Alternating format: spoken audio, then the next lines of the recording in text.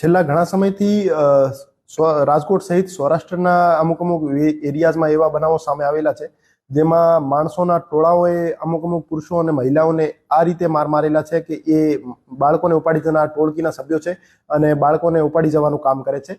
તો એ બધાને હું ક્લિયર કરવા માંગુ છું કે ફક્ત અફવા છે. એવા કોઈ પણ કિસ્સા અમારા ધ્યાનમાં આવેલા નથી જેમાં કોઈ રાજકોટ વિસ્તારમાં બાળકોને ઉપાડી જનાર કોઈ ટોળકી અથવા ગેંગ એક્ટિવ હોય અને બાળકો ઘરેથી ગાયબ થઈ ગયા હોય એવા એફઆઈઆર પણ અમારી પાસે રજીસ્ટર થયેલ નથી. હા, એવા કિસ્સાઓ જરૂર બનેલા છે કે આવી અફવા ઉપર ભરોસો કરીને ગલતફહેમીના કારણે માણસોના ટોળાએ અમુક મહિલા અથવા પુરુષોને માર મારેલા હોય. તો હું તમામને અપીલ કરવા માંગુ છું કે સોશિયલ મીડિયા ઉપર ફરતી એવી અફવાઓ ઉપર ભરોસો ના કરે અને કાયદો પોતાની હાથમાં ના લે. આપને કોઈ પણ ગેરકાયદેસર પ્રવૃત્તિ જણાઈ આવતી હોય આજુબાજુમાં તો આપ તરત જ લોકલ પોલીસ સ્ટેશનનો કોન્ટેક્ટ કરો અથવા 112 ઉપર કોલ કરો. અને તમામ વાળીઓને પણ હું અશ્યોર કરવા માંગુ છું કે એવી કોઈ પણ ગેંગ રાજકોટ વિસ્તારમાં એક્ટિવ નથી જેમાં જે બાળકો ઉપાડી જવાનું કામ કરતી હોય. તો આપ રીએશ્યોર રહો અને પોતાના બાળકોનો આપ ધ્યાન રાખો અને જે નાના બાળકો હોય છે એમની સાથે કોઈ ને કોઈ વાળી વારસ હાજર રહે જેથી એ પોતાની રીતે ઘરેથી નીકળી જતા હોય ત્યાં અમુક વખતે એવા કિસ્સાઓ ના બને.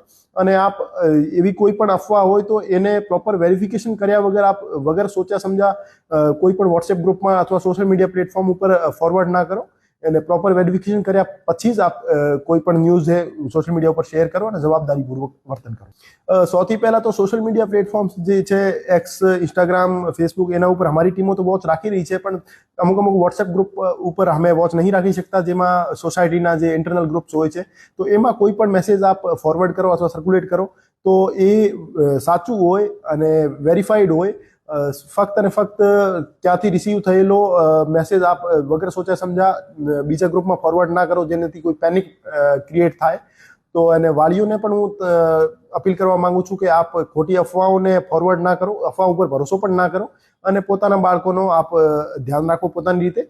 અને નાના બાળકો જે હોય છે એના ઘરેથી નીકળી જવાના અમુક કિસ્સાઓ બનતા હોય છે તો એવા કિસ્સાઓ ના બને એના માટે આપ પરિવારનો કોઈ ને કોઈ સભ્ય એમની સાથે આપ રાખો.